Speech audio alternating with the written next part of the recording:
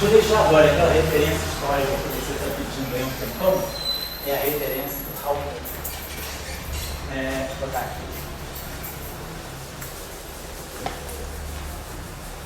Você sabe mais ou menos como é que é o contexto da época? Assim?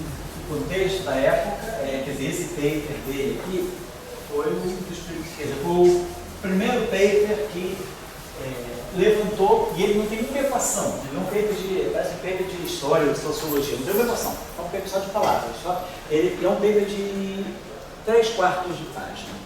Ele diz apenas que como ele imagina que seja o processo de espalhamento luz-luz. Aí, isso, até eu tenho a referência precisa aqui. O trabalho é de 33, mas o paper é de 34. Mas aí por isso que o Euler e o Heisenberg se inspiraram para fazer o cálculo preciso. Ele era físico? Halper, né? Então vamos dizer o seguinte, a primeira, vamos usar assim, né? Referência, vamos dizer assim, publicada sobre interação luz-luz.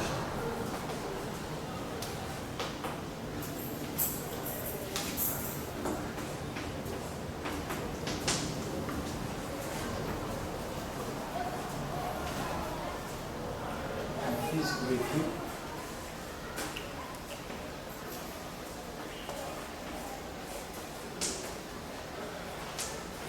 Physical Review? Physical Review. Ele era alemão. Ele é alemão, mas ele publicou em inglês. Está no Physical Review. Não foi no site feito. Scattering Processes. A letra do exame católico não define o que seja os parâmetros não? Define, você calcula os Pode parâmetros dos dois. calcular, né? Você calcula na eletrodinâmica prática, exatamente.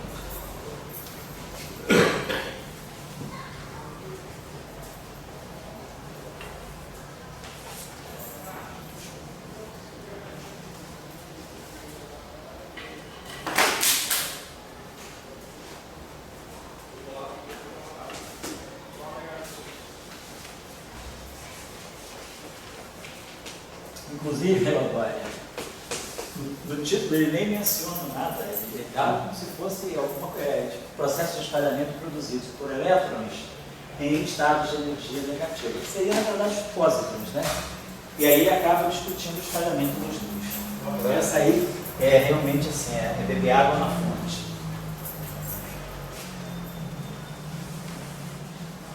Depois é que veio o paper do Euler e Heisenberg, de 35. Professor, Oi? vim só voltar um pouco para a discussão ali. Qual delas? Ele não precisa ter carga para você poder gerar essa coisa. Sei.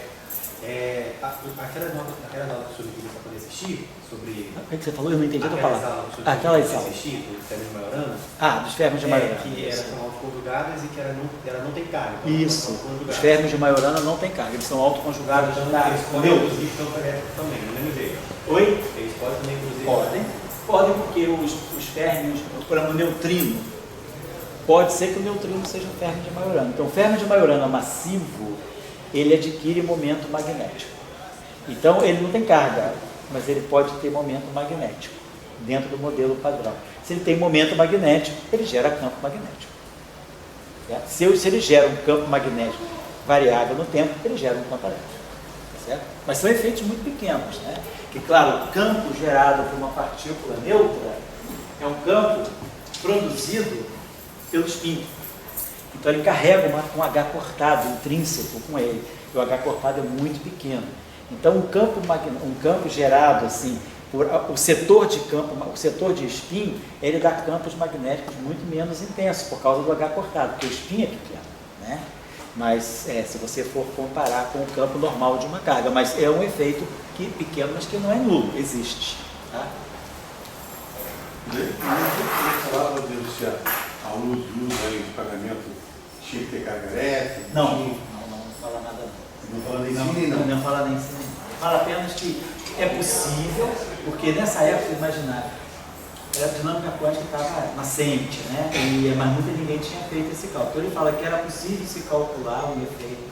Ele achava, quer dizer, o que ele colocou é que, devido à presença, como o Dirac já tinha previsto a existência do próson em 31 e o próson foi achado em 32, então ele colocava que, se você vai estudar processos de espalhamento, né, com elétrons em estado de energia negativa, que na verdade, né, são elétrons, são pósitrons, né, então ele dizia que nesse mar de elétrons e pósitrons você gera fótons, e que esses fótons pode, através de processos induzidos pelo fóton, ele se recompõe num elétron no pósitron e depois se recompõe para formar um fóton de novo. Então, ele dizia que nesses processos consequentes de aniquilação e de criação e de aniquilação, você podia gerar uma interação efetiva entre fótons. Aí, com essa ideia, olha, mais Heisenberg faz um trabalho desde 34, que foi publicado em 35. Certo? Mas nasceu tudo aí. Vamos lá, então. Bom, então, deixa eu apagar isso aqui foi só um adendo da aula passada. Da aula, né, antes do intervalo. Depois a gente vai voltar a falar sobre essas coisas lá no curso. Talvez lá no final de maio a gente já vai falar dos processos, das discussões não lineares, das populações não lineares. E aí depois delas a gente vai criando. Vamos lá, então. Aqui, deixa eu apagar isso aqui. Então, isso aqui já está claro, o campo de Higgs se decompõe assim, e aí nós temos o setor de Higgs e o setor. Vamos dar uma olhadinha nesse setor aqui, por exemplo, né? Tinha falado com vocês. Primeiro de tudo, vamos ver, por que o fóton aqui tem massa? Claro, tem um termo tipo próprio, mas vamos ver a coisa exatamente. Vamos tentar tirar a equação de onda que sai daí, né? Por exemplo, a gente tirar uma equação de onda para o campo elétrico, né, eu precisaria produzir um D2. Vamos tirar a primeira equação de onda do campo magnético, por exemplo. Se a gente tirar a equação de onda do campo magnético, vou pegar, por exemplo, o rotacional dessa equação. Eu pegaria o rotacional dessa equação, produz o rotacional de E, que aí vai dar um D2P, D2P. Vamos tirar o rotacional da equação de Ampère-Marx. Vai ficar rotacional do rotacional de D. Vamos tirar o rotacional de Ampère-Marx.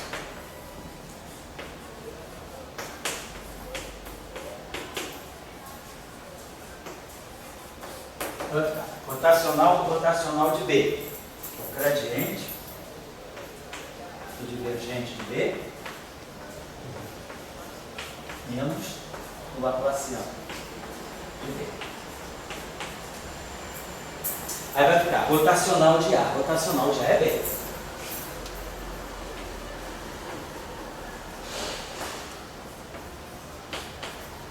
Então, rotacional de A. E o rotacional do gradiente é zero. E aqui vai ficar rotacional DDT do rotacional de E. Mas DDT, a rotacional de E é menos dBdt. Então, o lado lá vai ficar menos 1 sobre C2, né? Derivada acima do B. Aí esse termo aqui é zero, né? Divergente de B é zero, não tem monopolo magnético. Então a gente vai ganhar essa equação. 1 sobre C2 dt2, menos o laplaciano, o D'Alembertiano, né? Equação de D'Alembert, mais G2 B0 quadrado B igual a zero. Vamos fazer a mesma coisa para o E e depois a gente fala. Tirar a equação do E, por exemplo, eu precisaria produzir aqui um D2E dt2. Divergente de zero. Oi? Esquece. Vamos tirar o DDT dessa equação aqui, que eu vou pegar o DDT para poder produzir a derivada segunda do campo elétrico. Então, agora tirando DDT, deixa eu botar essa equação aqui em cima.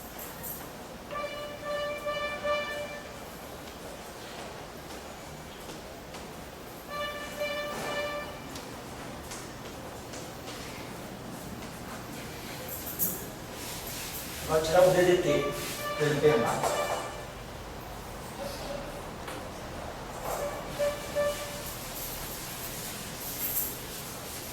Então, vamos produzir aqui dBdt, né?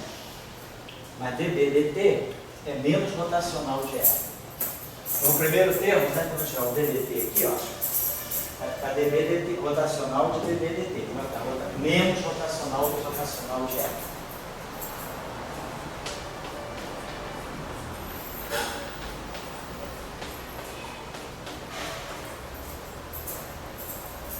E aí aqui vai ficar mais G2 dA dt.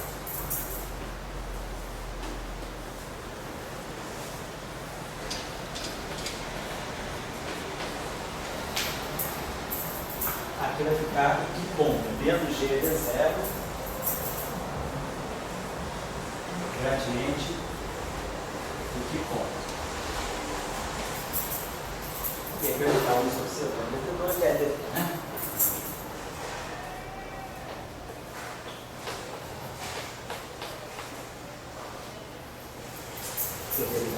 Tá. Agora, rotacional de E é uma coisa, menos o gradiente do divergente de E, mais o laplaciano de E. Só fazendo isso aqui, o caminho de linha. Agora vamos usar aqui quem é o divergente de E. Então, o divergente de E é menos gradiente menos G2 de zero ao quadrado φ menos G2 zero.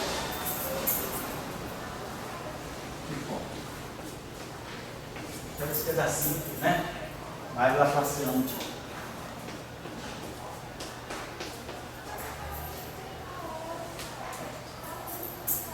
Então, esse termo aqui dá mais GV0 gradiente de ponto. Vai cancelar com esse. Então, esse termo aqui cancela com esse termo aqui.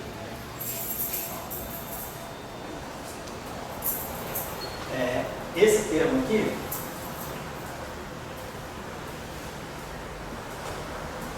vai produzir gradiente de φ mais dA dt. O gradiente de φ mais dA dt é menos o campo elétrico. Então esse termo aqui vai fatorar, né? Aqui vai ficar mais e mais. G2 de zero ao quadrado, dA dt, gradiente de φ mais dA dt, que é menos o campo elétrico. Então a gente vai produzir. Esse laplaciano de E aqui, que vai pegar esse aqui. Vamos trazer tudo para o lado de cá. 1 sobre C2, D2, dt2, menos o laplaciano, vamos trazer tudo para o lado direito, que é o box. Então, o lambertiano do campo elétrico. Esse termo aqui pega esse termo aqui.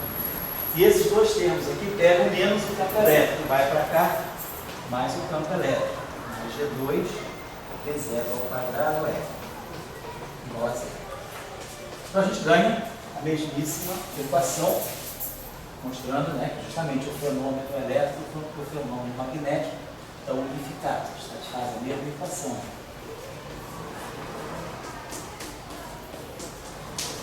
Então, isso aí está mostrando para a gente que a gente pegou uma equação, deixa eu parar isso aqui, uma equação análoga ao campo de prova. O campo φ está lá, ninguém tirou o campo φ, mas a gente ganhou exatamente, né, aquilo que era prova. Eu esqueci de dizer para vocês quem é G. Esqueci de colocar. Eu tinha falado para vocês quem era o L2, quem era o lambda, que estava na equação do potencial de Higgs, V0, que é o mínimo do potencial de Higgs. Esse G, como vocês estão observando, se G é igual a zero, o campo φ desaparece das equações de Maxwell. Então, G é uma constante, um parâmetro que faz o papel de constante de acoplamento. Ele acopla, né? É a constante que acopla o campo φ ao campo do fóton. Então, G é o parâmetro de acoplamento, né?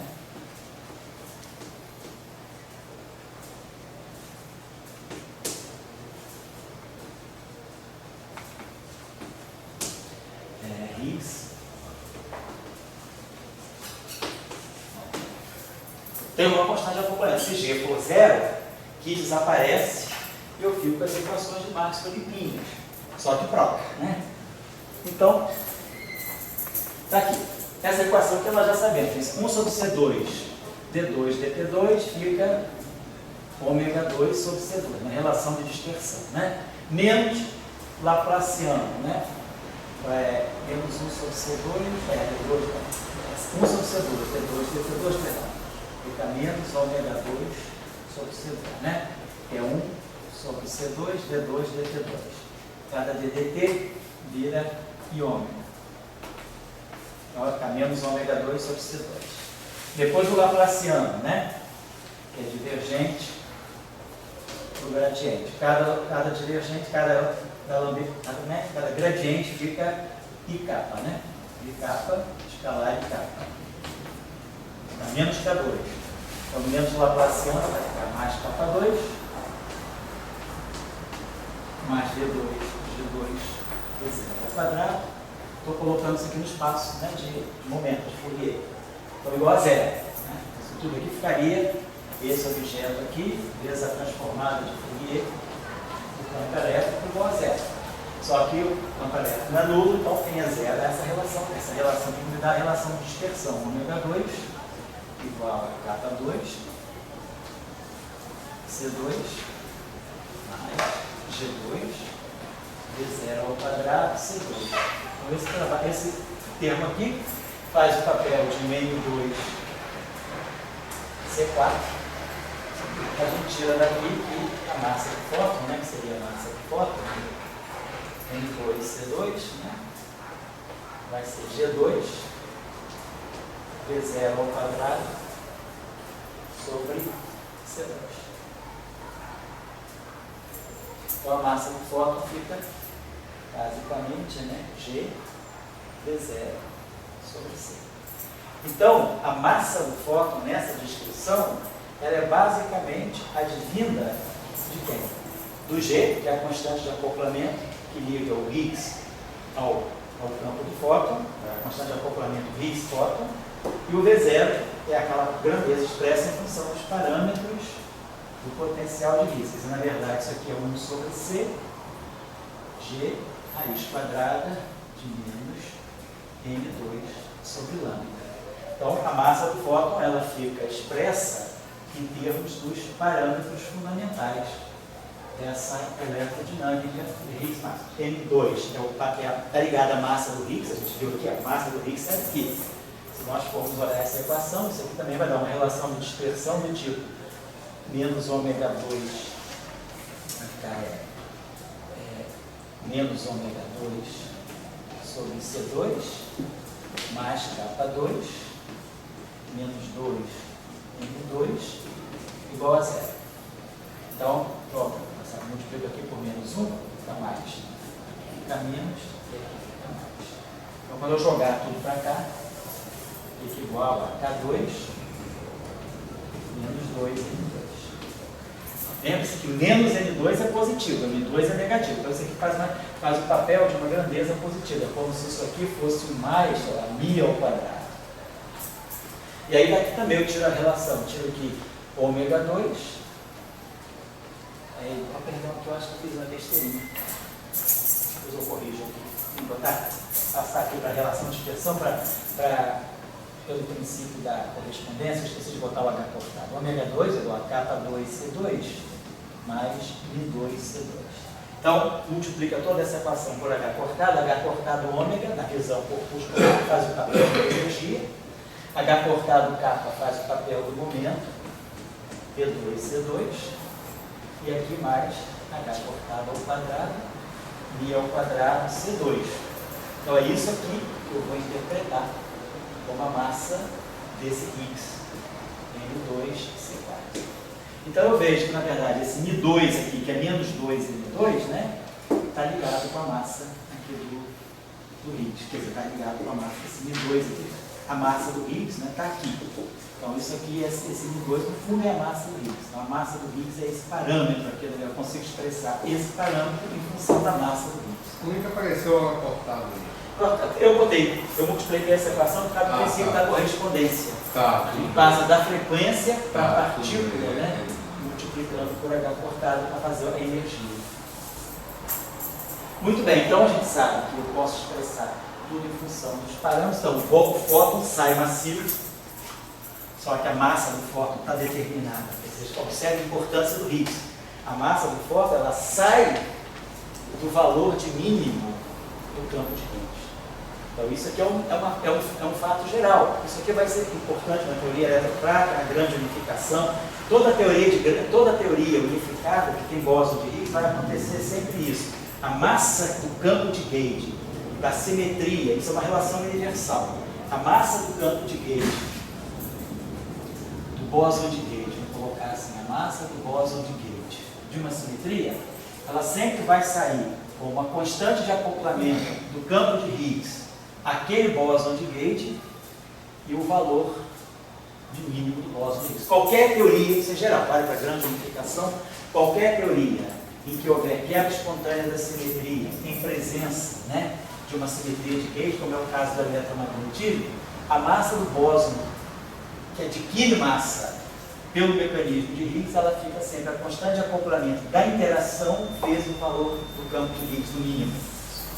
Trabalhamos para a massa do W0, do W+, do W-, para a massa do Z0, para a massa de grande unificação.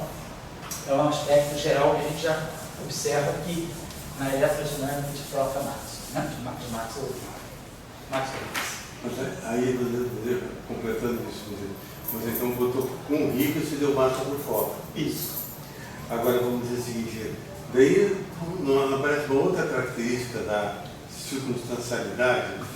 Vamos dizer, o que a gente está, voltando assim ao início, é que o CERN coloca na cabeça da gente que o Higgs é uma partícula primordial, etc, etc. Daí você diz, não, talvez o Higgs seja circunstancial. Daí a gente diz, o que é primordial? Primordial é o fóton, e o fóton sem massa. Certo. É isso aí, né? O Sorais trabalhou. Então o fóton precisa ser sem massa. Então o Higgs não pode interagir com o fóton. Você nos mostrou, se o Higgs interagir com o fóton, bota massa. Isso. Daí, você notou a construção agora dos caras ganharam pelo Nobel? Eles fizeram uma construção, quer dizer, não é um princípio da inércia, eles fizeram uma construção onde o Higgs é proibido de interagir com o fóton.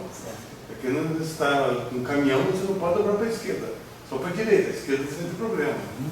Então, quer dizer, é uma teoria quando você coloca o seguinte, existe não sei se é um dogma, uma lei aí, um princípio, que você não pode fazer o Higgs. A questão, quer dizer, que você faz esse decreto, mas não uma força bruta.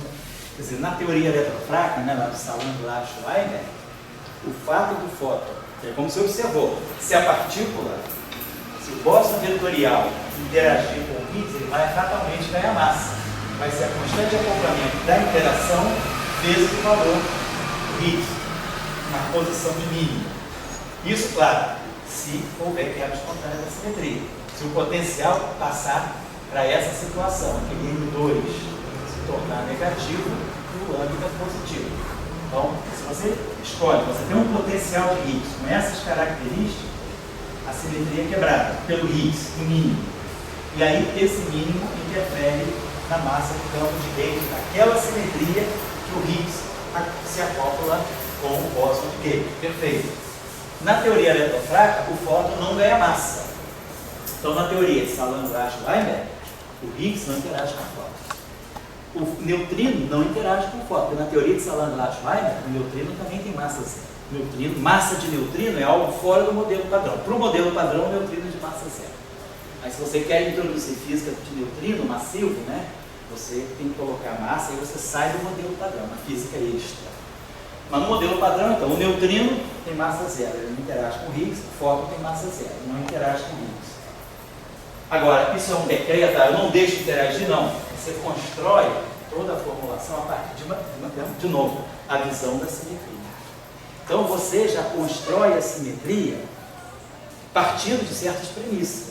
Na natureza, quando Salando e Schweinberg quiseram descrever a teoria eletrofrágil, eles perceberam o seguinte: na natureza, o eletromagnetismo tem longo alcance. Então o fóton deve ter massa zero. As interações fracas têm curto alcance, porque elas são confinadas ao interior do núcleo. Então elas têm curtíssimo alcance, 10 a menos 15 metros. A interação eletromagnética, ela permeia todo o átomo. Então ela tem um alcance, vamos dizer, 10 a menos 10 metros. 5 ordens de grandeza mais atuante do que a força fraca. Então eles perceberam, então o fóton não pode ter massa, mas a intermediação, setor de interação fraca, que fica confinado ao núcleo atômico, ele, por ser confinado a pequenas distâncias, a interação deve ser mediada por alguém massivo. Então, esses eram os dois elementos físicos que estavam na cabeça. Então eles perceberam, eu quero descrever a interação eletromagnética com a simetria de calibre de Maxwell e a interação fraca. Por outros argumentos, né, ligados, por exemplo, a questão da duplicidade elétron-neutrino, a parceria do elétron com o neutrino nas interações fracas, você percebe que deve ter uma simetria SO2 na interação fraca. Então a construção de Salant-Glashweimer, se você quiser pensar numa física unificada de interação fraca com eletromagnetismo, você parte dessas duas simetrias aqui. Essa simetria SO2 é ditada pela parceria do elétron com o seu neutrino, e aqui é ditada pela simetria de Maxwell, pela simetria de rede das equações de Maxwell. Então você entende por que você vai colocar essas duas simetrias.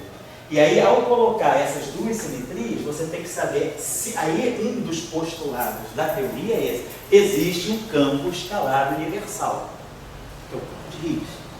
Esse campo escalar universal, ele tem carga sobre essa simetria e tem carga sobre essa simetria. Aí você introduz, né, o dublete de campos de Higgs. Você introduz o campo de Higgs agora, não sob a forma de um único escalar, mas sob a forma de dois escalares complexos, φ1 mais φ2 e 3 mais φ4. Então você tem agora um dublete de dois escalares complexos, formando o bóson de Higgs. E aí, de acordo com as prescrições desse cara aqui sobre essas simetrias, o que acontece?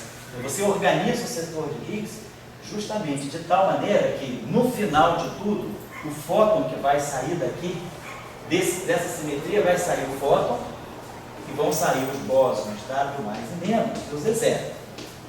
E aí, a posição do Higgs dentro dessa simetria é tal que ele não vai interagir com o fóton.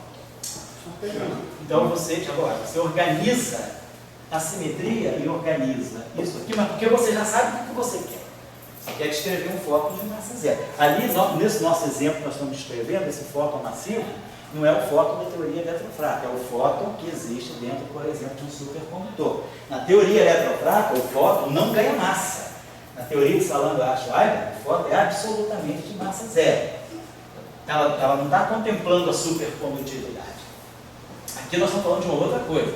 Nós estamos falando de uma eletrodinâmica no regime maxwelliano, em que você possa ter um efeito de fóton massivo através da supercondutividade.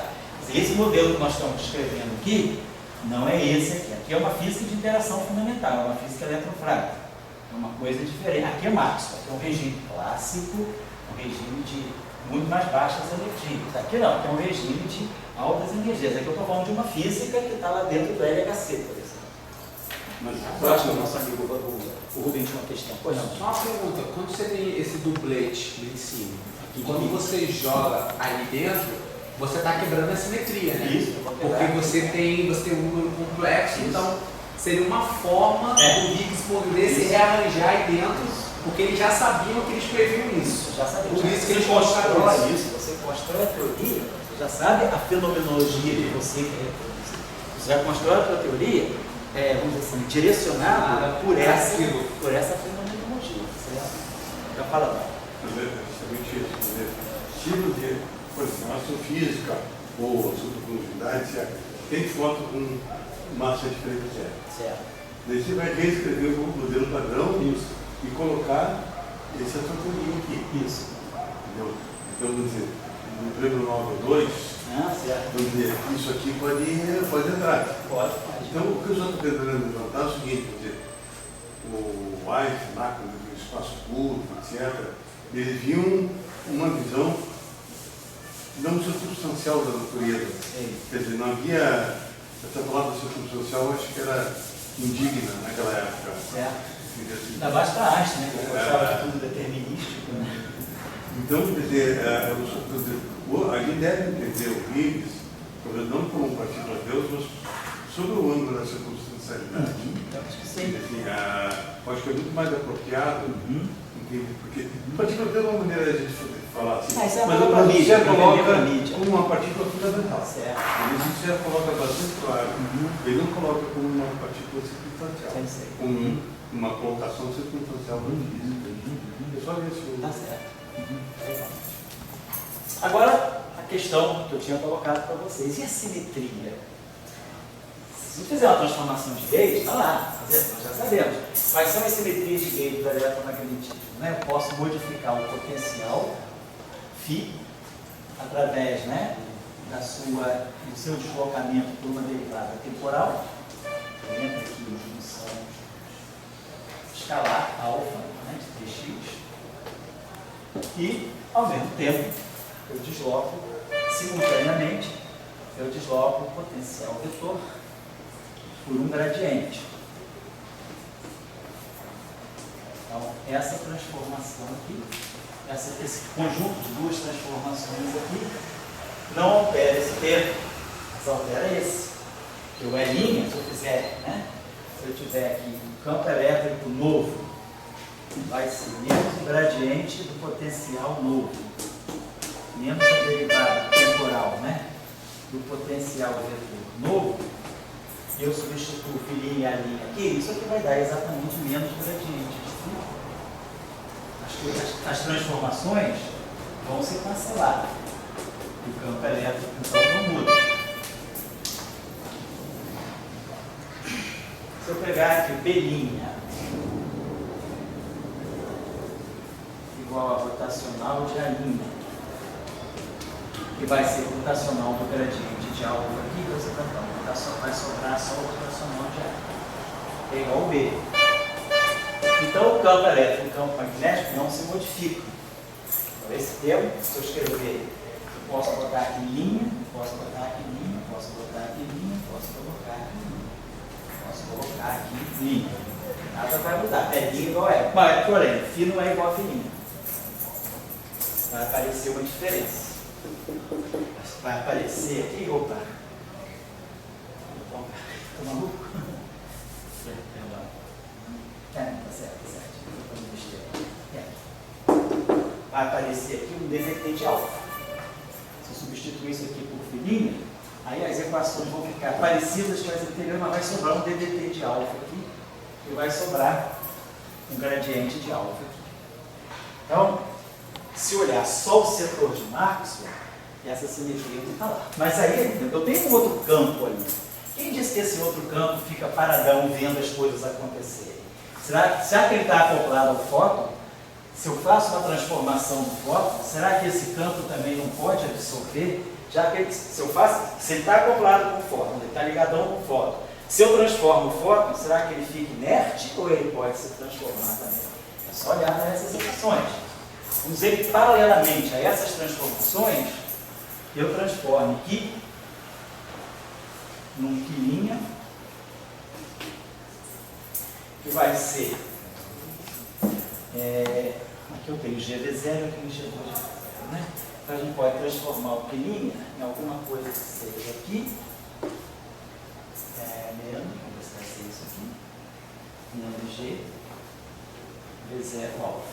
Se eu fizer paralelamente essa transformação, por exemplo, o φ' aqui, quando eu escrever aquela equação, eu vou ter G2, V0 ao quadrado, φ' mais G, V0, querido. Supondo que eu vou escrever essa equação toda transformada.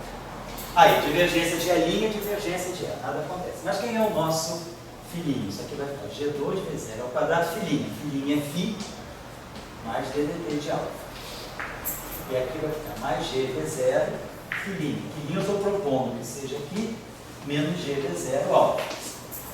Se, ao mesmo tempo que eu transformar φ, eu transformar aqui, junto, os termos, esse termo aqui que destruiria a simetria da equação, é compensado por esse. Ó. Aqui, perdão, aqui é ddt de alfa. Aqui tem um φ ponto. Esqueci de colocar. Então, aqui tem uma derivada temporal e aqui tem uma derivada temporal. Então, esse termo aqui mataria esse termo aqui. E aí, esses termos aqui deixariam essa equação invariante. Quer dizer, aquilo que quebraria a simetria de gauge que sai daqui de dentro, compensa com esse. Então, eu posso, já que o campo aqui está acoplado ao campo de foco, nada mais natural do que o campo aqui também se transformar. E aí, essa situação tem que prevalecer aqui embaixo. Aqui, o A vai ganhar o menos gradiente de φ. Então, vai produzir menos G2 V0 ao quadrado, gradiente de alfa. E aqui vai produzir mais G0 V0 ao quadrado, gradiente de alfa. Então, essa equação aqui agora, se eu colocar tudo linha, ela fica invariante, porque o pedaço que sobraria daqui é comido pelo pedaço que sobra daqui. Então, com essas duas transformações simultaneamente, eu não perdi a simetria de gauge. Eu estendi a simetria de gauge. A simetria de gauge agora vazou para o setor de Higgs. Então, na eletrodinâmica de Maxwell Higgs, a gente tem fóton massivo e as equações de campo, elas preservam a simetria. Quer dizer, a simetria, quando ela é quebrada espontaneamente, o valor, quem sabe da quebra espontânea da simetria é o campo que minimiza o potencial. Quer dizer, o Higgs, ele quebra a simetria porque o mínimo dele não respeita a simetria de gauge. E agora, se o meu campo de Higgs é isso aqui, ó, para cá é V0 mais H, né? Mais I sobre raiz de 2.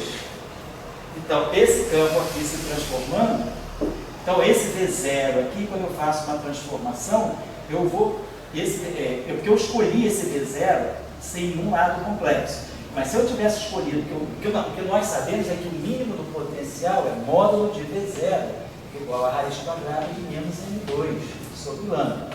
Aí eu escolhi um V0 real e positivo.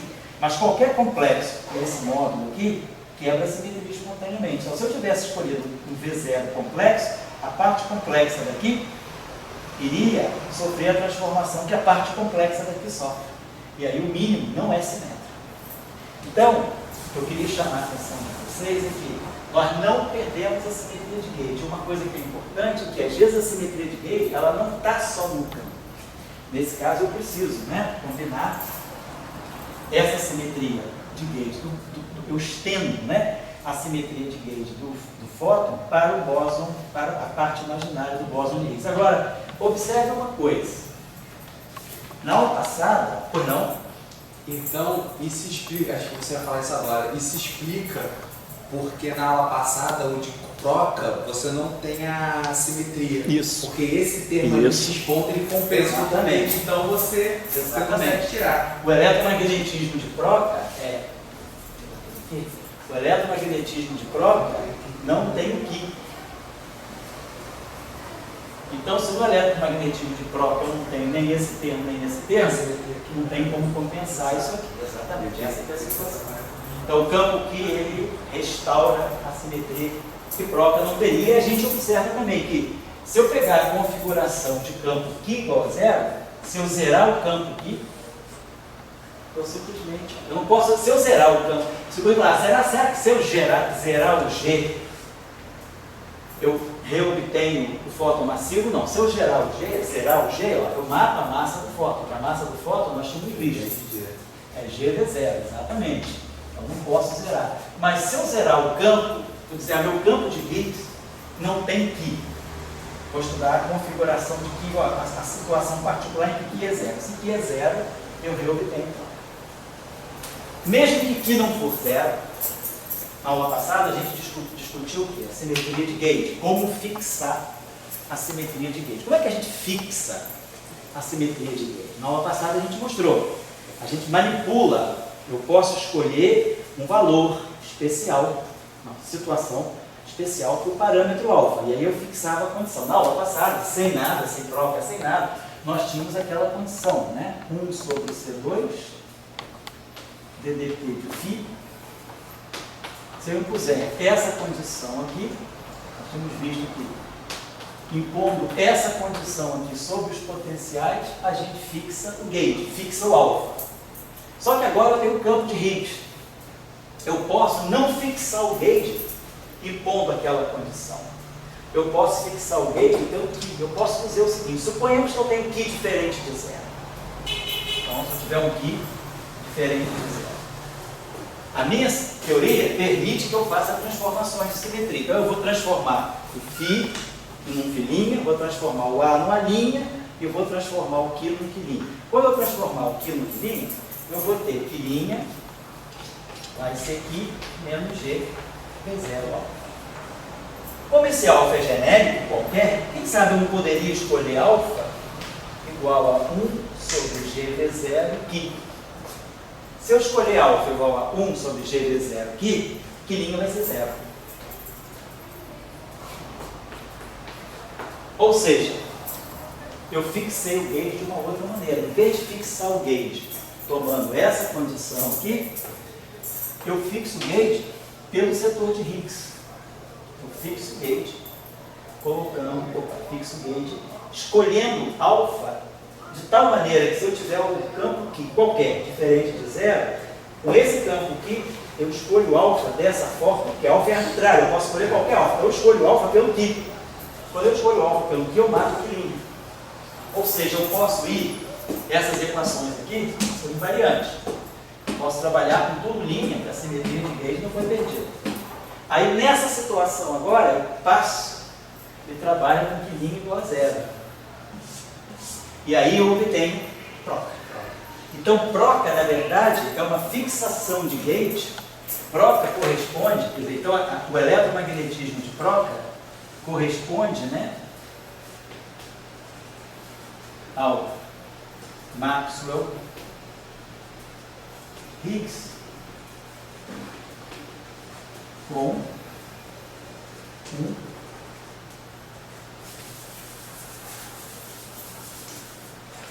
uma fixação de gauge especial.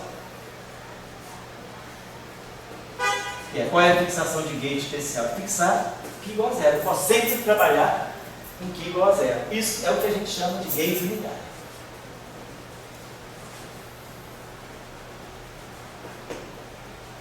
Então, o gauge unitário é aquela situação em que nós podemos sempre, né, fixar o gauge que uma teoria tem pelo setor de Higgs e não pelo setor do fóton.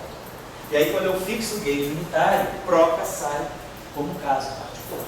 Então, era isso que eu estava querendo colocar para vocês, que esse eletromagnetismo, para outras discussões, ele tem esse interesse, né? Mas é só uma coisa aí. Daí você já está com você se tem 3 graus de verdade. Oi? Ah, isso é importante também. Isso, vou colocar essa questão aqui. Um instantinho só.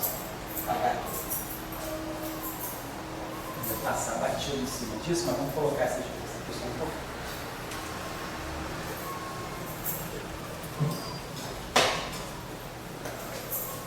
Vamos falar então o que o Dória está colocando. Suponhamos então que eu vá trabalhar com Maxwell Higgs no gauge unitário. Então, Maxwell Higgs no gauge unitário próprio. Então, nós vamos ter essa equação aqui. Divergência de E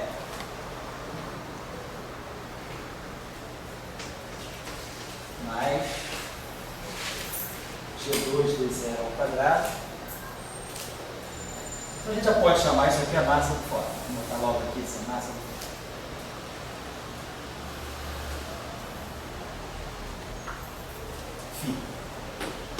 Vamos ver que a gente esteja pegando a equação de Gauss, né, no gauge unitário, então, sem o Higgs, então, matei o Ki. Isso aqui continua, aquela parte do H continua, aquela parte do H ela é intocada pela simetria de gauge, é o que a gente chama, ela é gauge invariante, ela é invariante de gauge, parte do H.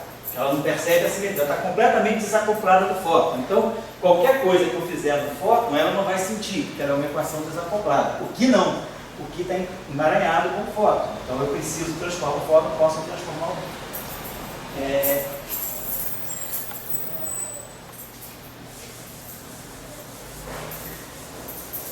Então, a nossa escolha de gauge unitário é matar o Ki. Então, vamos lá olhar essa equação aqui do VAR. Então, nós já vimos que vamos pegar essa equação aqui, pegar essa equação aqui, e essa equação aqui, rotacional de B, mais N gama ao quadrado, tá? Essa equação aqui, né? Igual a 1 sobre C2.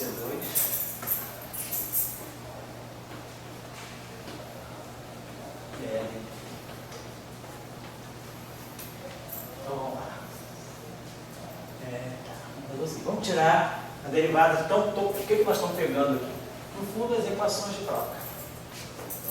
Quer dizer, ou é Maxwell, Higgs, no gauge unitário, que na verdade é troca.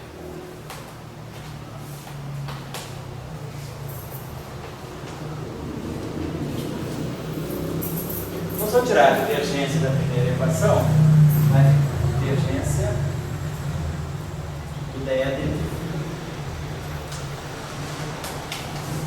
mais N ao quadrado de φ dt.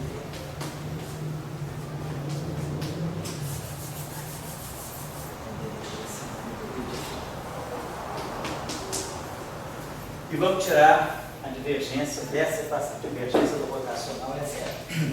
Então, nós vamos ter aqui gama ao quadrado, divergência de A. Passa esse C2 para cá. Vai ficar aqui ddt e divergente de A. Mas aí a gente tem essa relação. ddt do divergente de E menos N gama ddt do φ.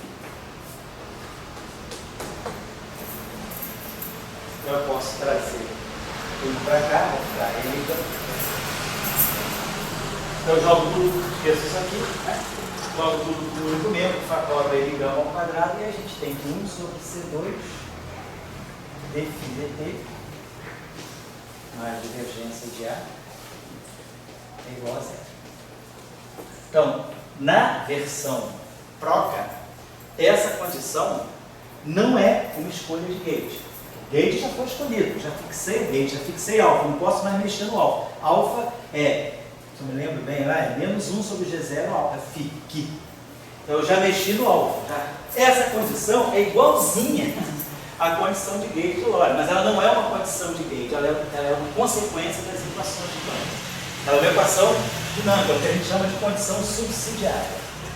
É uma condição derivante de uma equação de campo, é uma condição chamada de subsidiária. Não é uma escolha de gauge. No eletromagnetismo de Maxwell, nós impomos isso fixando o alfa. Aqui não, eu já fixei o alfa, porque eu estou no gauge unitário. Então o alfa já está escolhido, eu fixei o alfa pelo que. Só me resta agora, me sobraram os campos φ e A. Mas aí você usa as equações de Maxwell. Essa equação vem das equações de Maxwell, ela vem da própria dinâmica do problema e não da simetria do problema. Então essa equação aqui está satisfeita. E essa equação aqui, então, deixa eu apagar isso aqui, vamos guardar ela na cabeça. Não é fácil guardar, porque é igual ao gauge de Cook, de Lorentz. Vamos fazer a seguinte manipulação aqui. Então vamos olhar o seguinte, vamos escrever essa equação aqui em termos dos potenciais. Divergente de E é menos gradiente de φ, então que vai produzir, menos laplaciano de φ. Menos dA dt, então vai ficar menos ddt da divergência de A. Mais N gama ao quadrado φ igual a zero. Então estou escrevendo a equação de Gauss para os potenciais. Tá. Só que agora, a condição subsidiária, ela me deu aqui 1 sobre C2, vou reescrever condição subsidiária, 1 sobre C2 ddt de φ é menos a divergência de A. A gente acabou de derivar essa equação. Então, menos a divergência de A é 1 sobre C2 dt φ. Então, isso aqui está me dando mais 1 sobre C2 d2 dt2 do φ, pela condição subsidiária. Então, essa equação aqui está me dando D'Alembertiano mais N gama ao quadrado φ igual a zero. Ou seja, estou redescobrindo a roda. Estou vendo que, de novo, eu ganho uma equação, né, tipo a massa de prova. Agora eu faço a mesma coisa aqui para o A. Pego essa equação aqui, escrevo B rotacional de A. Então, B vai ser rotacional do rotacional de A. Deixa eu apagar isso aqui. Deixa eu escrever essa equação. Deixa eu apagar isso aqui. Então vamos guardar que nós temos essa condição subsidiária. Deixa eu guardar aqui. Condição subsidiária. 1 sobre C2. Aqui. Mais divergência de A igual a zero. Então, lembre-se, eu estou retocando isso porque muitas vezes a gente vê confusão sobre isso. Então, na formulação de Proca, que é o gauge unitário fixado na teoria de Maxwell-Higgs, né? Então, essa equação não é fixação de gauge. O gauge já foi fixado. Fixação do gauge zerou o Ki. Essa é uma condição subsidiária, uma consequência das equações de Maxwell. E aí a gente acabou de mostrar que o potencial satisfaz essa equação aqui.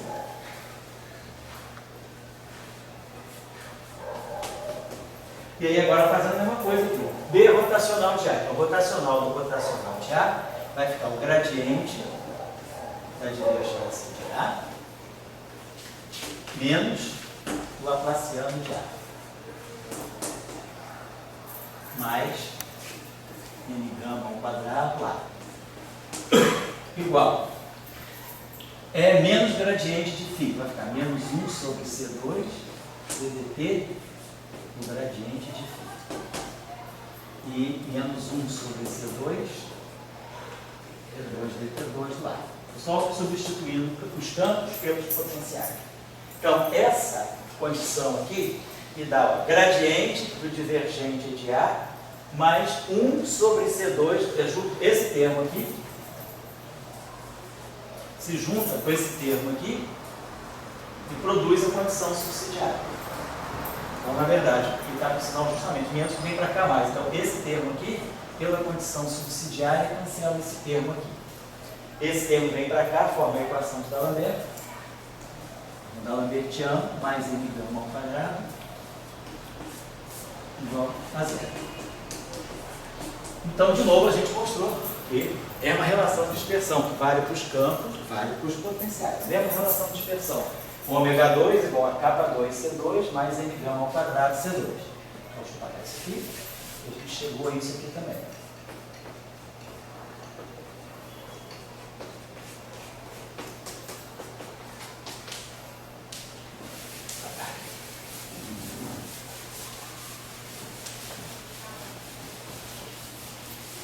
Vai direto assim até 7h40, não precisa dar o segundo intervalo e a gente sai mais cedo, tá?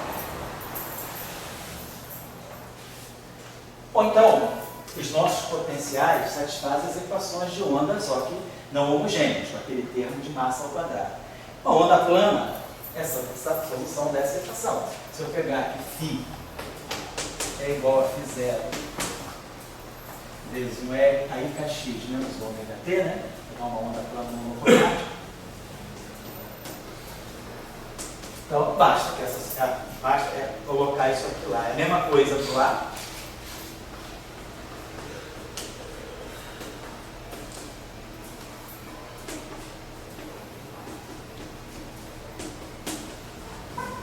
Para que essa equação seja, para que essa equação aqui, para que essas funções aqui, esses campos aqui sejam soluções daquela equação, basta que ômega 2 seja igual a K2, C2 mais n gama ao quadrado C2, que é a relação de dispersão.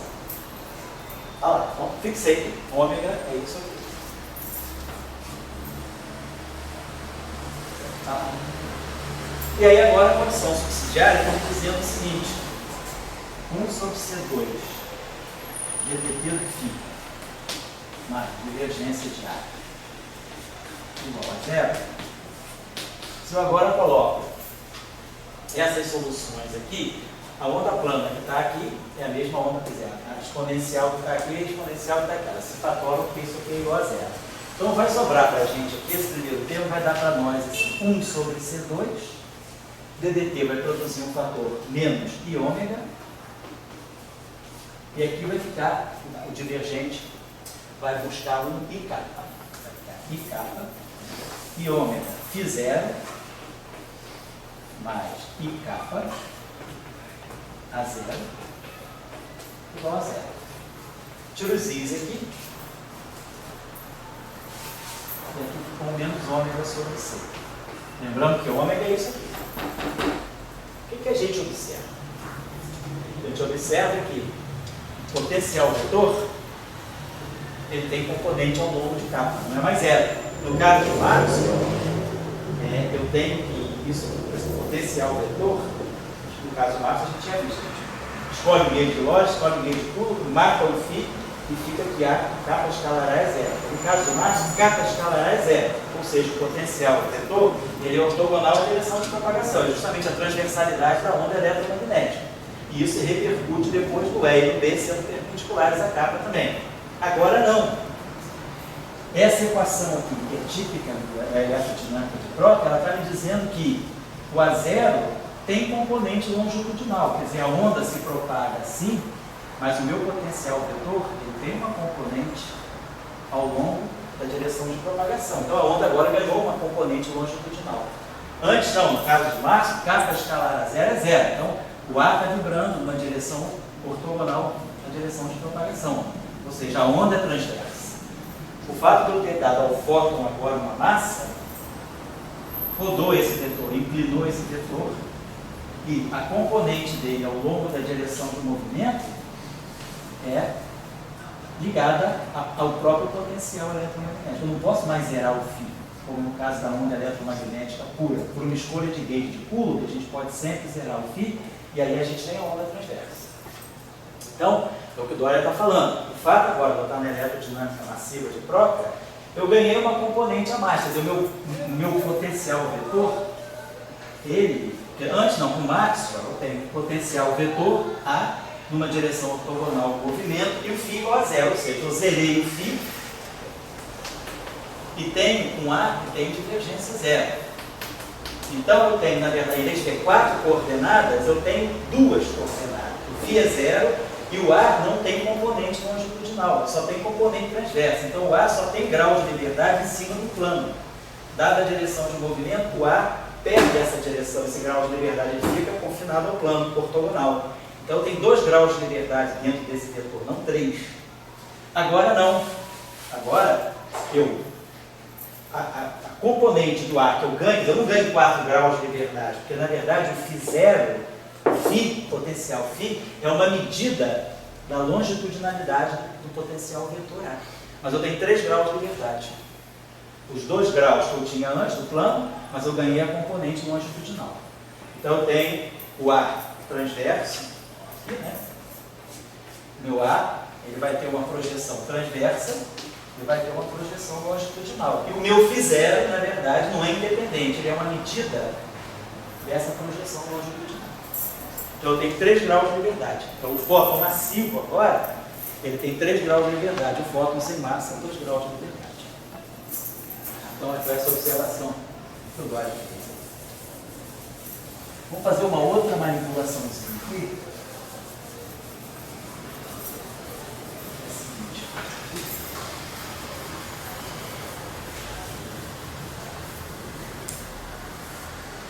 Pegar aqui as equações. Não vamos trabalhar no gauge unitário. Vamos voltar para as equações de Maxwell em forma completa, né?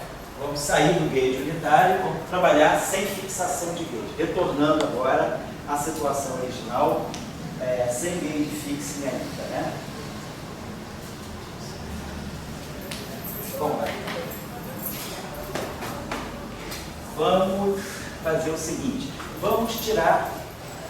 vamos ver o que eu posso.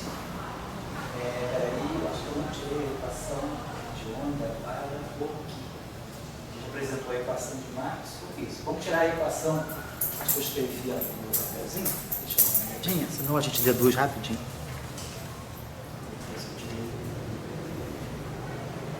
Tem aqui. Se nós pode fazer, não tirei aqui. Eu apresentei para vocês as equações de Maxwell, a equação de Higgs, eu apresentei as equações de Maxwell, a equação do H e tem uma equação que sai do Ki. Equação do Ki, como vocês podem tirar ela daqui?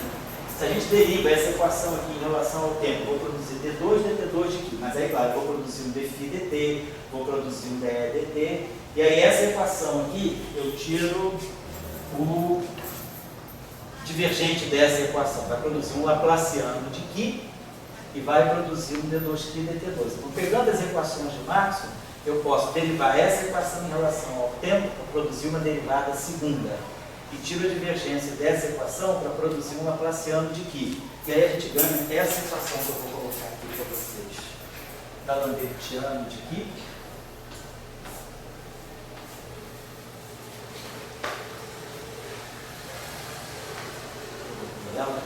Tá, mais GV0. Fazendo o cálculo aí, vocês acham imediatamente. 1 sobre C2 dφ dt mais divergência de A igual a C. Então, se a gente manipula aquela equação normalmente, a gente ganha essa equação para aqui. Mas, esse objeto aqui é uma estranha para nós. Isso é a condição subsidiária. Isso aqui é zero. Se eu manipular aquela equação, se eu pegar essa equação, derivar essa aqui em relação ao tempo, eu produzo um que dois pontos e tirar o divergente dessa, produzo um laplaciano, e aí somo ou subtrai as duas equações, é o ideal aqui é produzir o DDT aqui, vou somar essas duas equações para ficar 1 sobre C2 de dois pontos menos laplaciano de Qi. Então eu tiro o DDT, tiro a divergência e somo as duas equações. Ganho aquela equação aqui.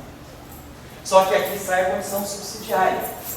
Então a equação que sai do Qi é que o Qi se propaga puro, sem massa. Relação de dispersão que sai daqui, se eu passo isso aqui para o espaço, pego uma solução de onda plana aqui, eu tenho que ômega é módulo de capa vezes C. E aí, Sérgio? Tudo bom? Ômega é módulo de capa vezes C. E aí a questão, tem um escalar de massa nula, uma relação de dispersão típica do fóton. Será que esse escalar está substituindo o fóton plano aqui, que era o ômega igual a C? Então aparece esse escalar. Só que, claro, a gente já viu, esse escalar, ele é um escalar não físico. Ele não pode ser aquele fóton. Que a Dória perguntou, será que eu poderia conviver numa mesma formulação do fóton sem massa com o fóton macio? Claro, esse aqui não pode ser o fóton primeiro, porque o fóton é um vetor. Aqui é um escalar. Poderia ser o fóton. Mas também, por outro lado, esse escalar é um escalar sem uma existência física concreta. Por quê? Porque eu posso sempre, pela simetria de Gauge, zerar ele. Então esse não é um campo físico que resiste à simetria de Gauge. O fóton não. Quando eu fixo a simetria de Gauge do fóton, eu não elimino o fóton completamente. Eu elimino graus de liberdade. Então a gente pega a eletrodinâmica de massa, como a gente fez na aula passada. Pega o φ e o A pelas equações de Maxwell. Radiação livre. Fixa o Gauge. 1 sobre C2, né? Ganha o Gauge de Lorentz, mais divergência de A igual a zero. Fixamos o Gauge de Lorentz. Aí a gente colocou, lembra da aula passada, fizemos uma transformação subsequente, usamos a equação de Gauss, a gente pode zerar o φ. Então, para o campo de Maxwell, a simetria me permite eliminar o φ e me permite eliminar a divergência de A. A única coisa que sobra do A é o rotacional, que é o B. E o campo elétrico, ele perde o φ, ele passa a ser só menos dA dt. Então, todo o eletromagnetismo está no potencial vetor. O campo elétrico é menos dA dt, o campo magnético é rotacional de A. Mas eu não perdi a física. Eu não perdi completamente o fóton. Eu perdi 2 graus de liberdade dele. Eu perdi a componente φ e perdi a componente longitudinal dele. E só a componente transversal, que é o B. Então, a simetria de Gauge me fez com que eu passasse de 4 coordenadas para 2 coordenadas. Ou seja, eu termino com 2 graus de liberdade. Esse é o fóton. O fóton de Maxwell tem 2 graus de liberdade. Aqui, nós terminamos com o nosso fóton de troca com 3 graus de liberdade. Ele ganha parte longitudinal. Mas esse campo aqui tem um aspecto interessante. Ele pode ser completamente zerado pela escolha de Gauge. Então ele não é um campo físico, não sobra nada, não sobra ninguém para contar a história. Então, esse campo, ele é um campo, qual é o papel dele, então? O papel dele é, de uma certa maneira, coadjuvar o fóton para que o fóton ganhe massa e, ao mesmo tempo, a simetria do gauge não seja perdida. Então, essa que é o jogo que está acontecendo aqui. Então, esse campo ele não é um campo físico. Ele Não é um campo físico. não é um campo que você vai detectar na natureza. Esse é o que a gente chamaria, que vocês vão ouvir falar quando a gente fala sobre quebra espontânea da simetria. Esse campo é o chamado bóson de Bose.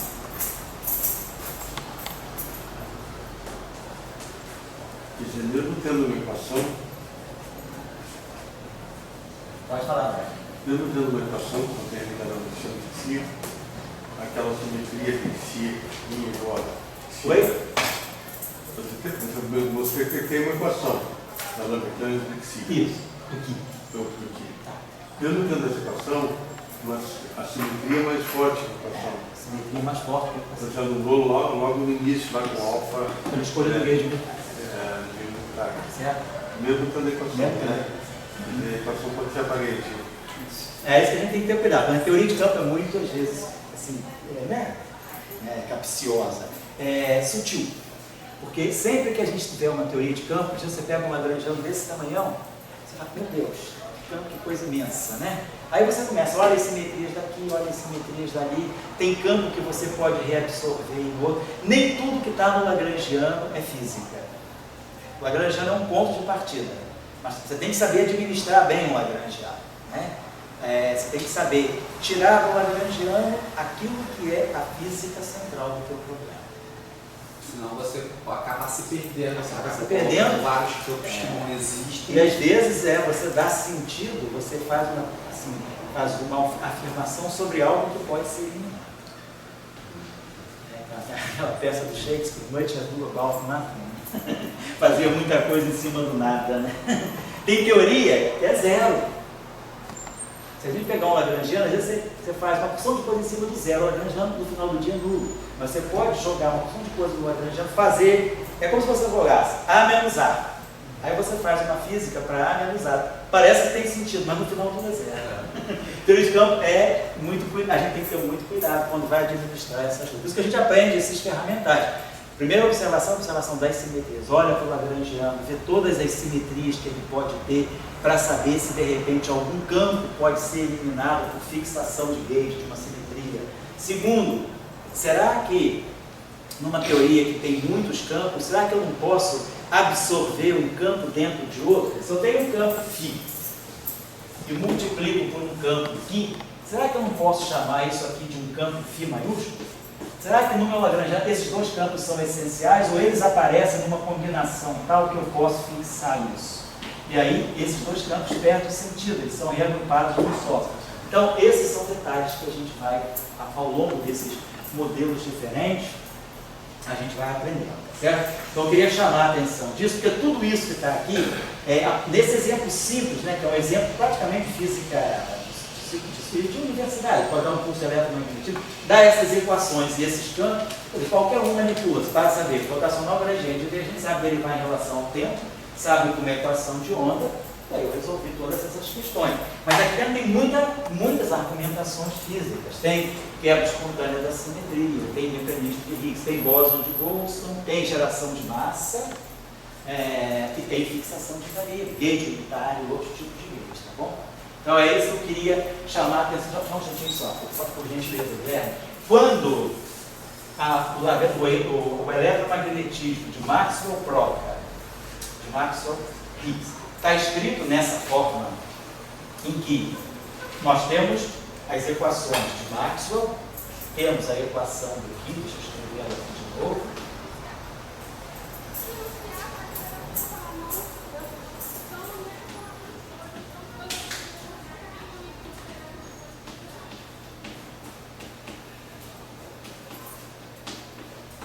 Então isso aqui são as equações completas do meu eletromagnetismo de Maxwell-Proca. Então, invertindo, nós temos que dar menos 2 M2, H. Então aqui tem o setor de Higgs, aqui tem o setor de Maxwell-Higgs. Maxwell acoplado com Higgs, Higgs acoplado com Maxwell. Escolha de... Então, se eu deixar a coisa assim, o que está no presente, a gente diz que a gente está trabalhando no chamado gate. Esse aqui, vamos dizer assim, você está trabalhando com a teoria sem tirar o que do formalismo. Esse é o chamado gate renormalizado.